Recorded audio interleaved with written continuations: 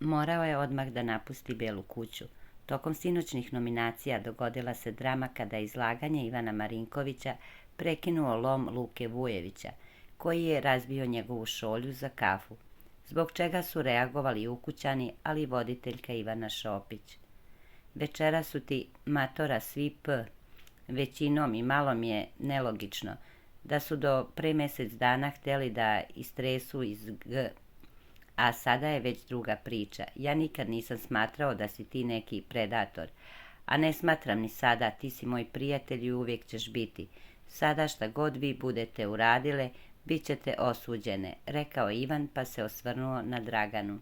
Ja sam apsolutno siguran da Dragana nikad nije bila sa ženom. Ti si došla u ovu sezonu da pokažeš nešto drugačije i mislim da ti uopšte nije lako kako ćeš se pokazati. Ostavljam moju drugaricu Matoru, rekao je Ivan. Ivanovo izlaganje prekinula je Anelija Ahmić koja je uzela njegovu šolju, zbog čega je Marinković burno reagovao.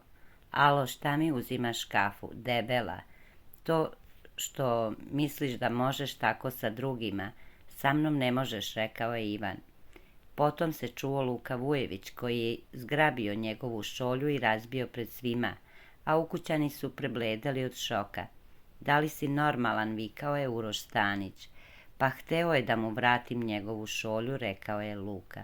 Luka, hajde izađi na cigaretu da se smiriš, uključila se voditeljka, a Luka Vujević napustio je Belu kuću u tom trenutku.